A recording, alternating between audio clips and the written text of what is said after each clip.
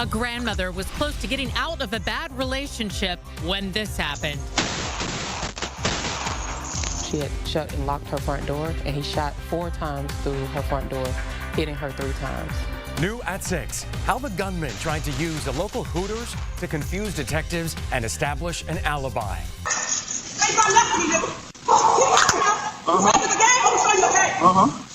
We're tired of burying our women to abusers. I break down and cry every single day. Some days I don't even want to go on. It's like, okay, you're guilty. Dang, my mom still is not gonna hug me. And my mom's still not here. But he needs to be locked up. March 2025, Atlanta, Georgia. A Ring doorbell camera is recording. On one side of the door stands a 51-year-old woman, a mother, a grandmother. On the other side stands her 33-year-old boyfriend, the man she fed, housed, and supported. Within seconds, gunshots tear through that door. Multiple rounds. She falls. And what he does next, he gets in his car and drives straight to a strip club to party.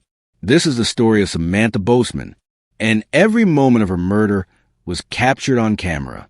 Samatha Bozeman was 51 years old. She wasn't just surviving, she was raising her grandchildren. She'd adopted them, taken full custody, and was building a stable home for kids who needed her. But she was also in a relationship that was slowly destroying her. Maxwell Larder, 33 years old, 18 years younger than Samatha. He didn't work. He didn't contribute. Samatha paid for everything, rent, food, bills, his lifestyle. She was the provider. He was the taker. And over time, that financial control became something darker. Maxwell didn't just accept her money. He demanded it. He expected it. When she couldn't give him what he wanted, he punished her. Emotional abuse, manipulation, threats. This wasn't love. This was exploitation. The real breaking point? Samatha's grandchildren. Maxwell hated that she'd taken them in. He saw them as competition for her attention, her money, her time. He wanted her focused entirely on him. So he gave her an ultimatum: give up custody of the kids or lose him. Samatha chose her grandchildren. That decision should have been the end of a toxic relationship. It should have meant freedom for her and safety for those kids. Instead, it became the reason she died. The night it happened, Maxwell showed up at Samatha's home. They argued. She wouldn't let him inside. She stood behind her front door, her own door in her own home, and told him no. He pulled out a gun, and he fired multiple times. Through the door, Samatha collapsed in her entryway, bleeding, dying. The Ring doorbell captured everything. The argument, the gunshots, the moment her life ended. Maxwell didn't call for help. He didn't check on her. He didn't hesitate. He got in his car and left. Where did he go? A strip club, while Samatha lay dead in her home. While her grandchildren were about to lose the only stable parent they'd ever known, Maxwell Larder was at a strip club, drinking, throwing money around, dancing, trying to build an alibi, trying to act like nothing had happened. He stayed for hours. But technology doesn't lie, and that Ring camera had already sealed his fate. The investigation moved quickly. Law enforcement, neighbors, and those who knew Samatha all had something to say about what happened that night. Let's hear from them. A family now has justice after their loved one was shot and killed by an abusive boyfriend. Good evening, I'm George Estevez. Glad you're here with us. I'm Linda Stouffer. This is video of that shooting. The victim was inside her home when her boyfriend of 4 years fired through the door, killing her. Channel 2 investigative reporter Mark Winnie is live at the Fulton County DA's Domestic Violence Division. Mark, you found out how the killer tried to cover his tracks. Yeah, Cassie Hall, the lead prosecutor on the case, says domestic abuse can take many forms. Part of the reason the Fulton County DA's office has an entire division devoted to domestic violence, and in this case, there is economic abuse, but then physical violence, murder. I just was broken, completely broken, shattered.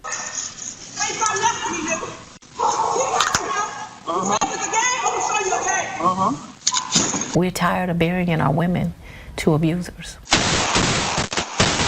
I break down and cry every single day. Some days I don't even want to go on. It's like, okay, you guilty. Dang, my mom still is not gonna hug me. And my mom's still not here. But he needs to be locked up. Samatha Bozeman tried to close the door on her 4-year relationship with Maxwell Lartery, and in retaliation, he fired a gun through her front door, captured on Ring video, and killed her.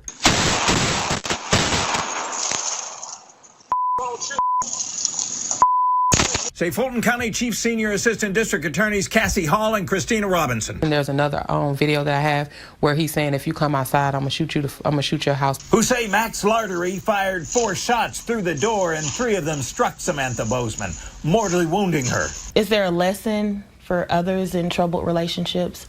I would say yes. I would say knowing enough is enough. Ms. Hall and Ms. Robinson say earlier this month a jury convicted Lartery of murder and more. And Senior Judge David Emerson sentenced him to life in prison with the possibility of parole, plus 5 years, plus 10 years probation if he ever made parole. She's just a beautiful spirit, just happy, joyful.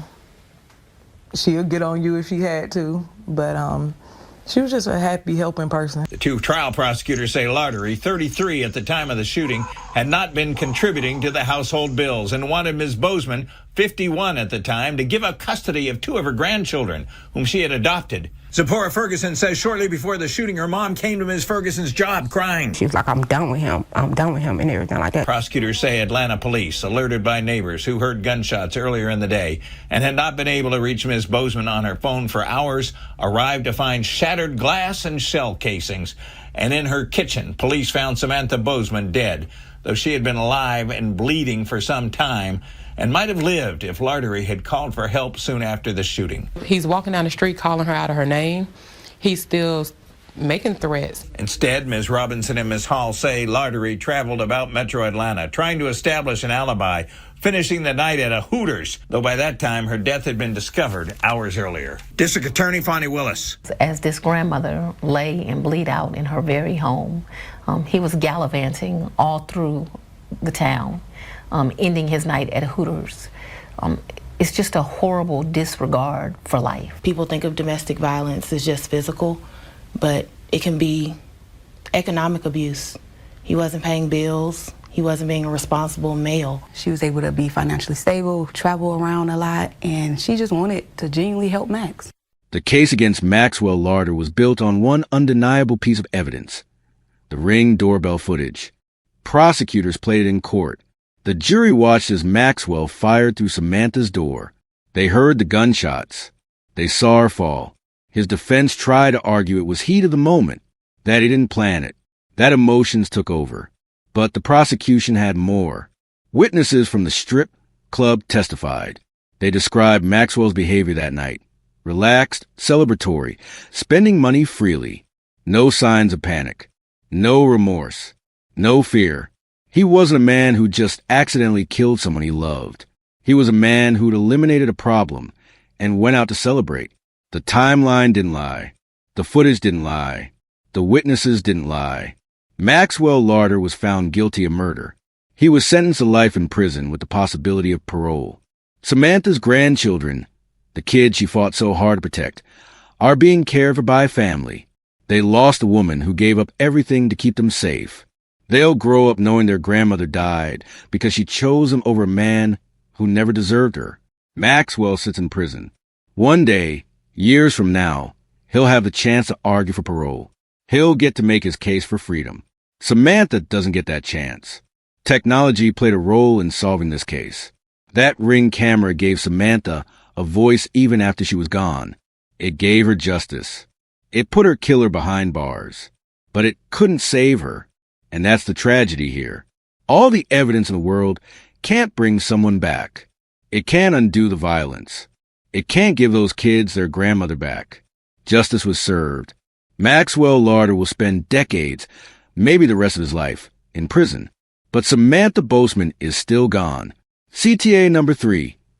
What do you think about his sentence? Is life in prison with the possibility of parole enough for what he did? Let me know in the comments. And if this case affected you, share this video. Samantha's story deserves to be heard. Hit that like button. Subscribe if you haven't already, and I'll see you in the next one. Samatha Bozeman was 51 years old. She was a mother, a grandmother, a protector. She made the right choice. She chose her family over a man who saw her as nothing more than a bank account. That choice should have given her peace. Instead, it ended her life. Rest in peace, Samantha.